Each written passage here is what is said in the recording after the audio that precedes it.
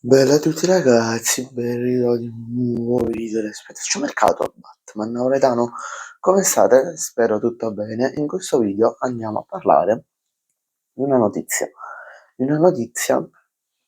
che ne ha parlato il mattino, alcuni giornali napoletani e poi ne ha parlato il Roma, la Gazzetta dello Sport e anche Calcio Napoli 24, che non è un giornale, è una radio, però sulla sua applicazione ne ha parlato anche in una live di ieri o dell'altro ieri, non mi ricordo. Ma vabbè, allora in pratica questa notizia riguarda Kevin De Bruyne. Allora, il mattino, che è la prima che sgancia questa notizia, scusate, scusate se ho tossito.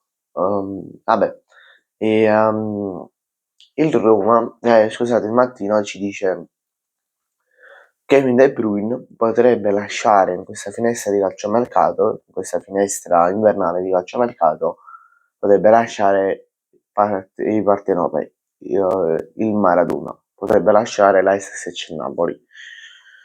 Io vi faccio per farvi ragionare perché ho visto molti youtuber, molti miei amici napoletani che mi dicono io mi trovo e sono d'accordo come dicono questo youtuber qua, quest'altro qua e questi altri più amici. In pratica, per farvela breve, ehm, molte di queste persone sostengono che Kevin De Bruyne andrebbe ceduto.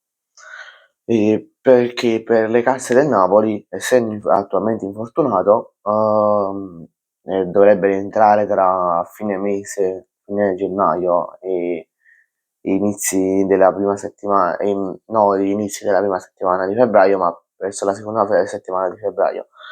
E per le casse del Napoli 6 milioni, essendo infortunato, sono troppi. E qui io sono d'accordo con voi. 6 milioni, sono 6 milioni, 6 milioni sono tanti per le casse del Napoli, perché il Napoli ha dei parametri di circa 5 milioni, massimo 5 milioni e mezzo per gli stipendi e, e se già sforando di 500.000 euro, di 1 milione di euro, già per Cassero Napoli sono tantissimi. E io fin qua sono d'accordo con queste persone, però ehm, tu vai a cedere un giocatore dove c'hai perso tempo e soldi, perché oltre a sti 6 milioni che percepisci annualmente, quindi su 666 mila euro al mese, e 10 milioni di bonus che ha acquistato, ha ottenuto Kevin De Bruyne alla firma, sono tanti soldi, sono 16 milioni di euro che il Napoli ha fatto, che il Napoli gli ha dato solo quest'anno, cioè a fine stagione lui avrà un tesoretto di 16 milioni di euro e non so po', diciamoci la verità. Però tu vai a cedere a un giocatore che ti porta qualità a centrocampo, ok, ti costringe a mettere McTominay alto, però come fai a non mettere De Bruyne? Ok, tu lo puoi pure far stare qualche volta in panchina, magari in un 4-3-3, fai stare in panchina, ok?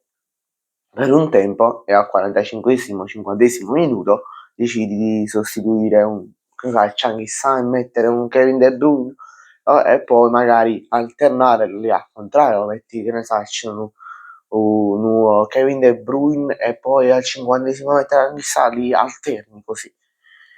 E poi sono per la storia del Napoli avere un Kevin De Bruyne, perché io vado anche a lato storico, avere un Kevin De Bruyne di rosa porta anche guadagni televisivi, quindi porta anche un ritorno economico, perché più persone, volendo vedere le giocate di Kevin De Bruyne, si fanno gli abbonamenti da Zon, per dire, se stanno in Italia, e, oppure in Spagna, oppure se usano altri sistemi televisivi, altre applicazioni televisive per vedere il Napoli e per vedere Kevin De Bruyne, quindi è un ritorno economico, oppure che ne so, delle persone che gli viene la capata di andare allo stadio, ok, della Maradona, però che ne so, sono giapponesi, è successa sta cosa, e per vedere Kevin De Bruyne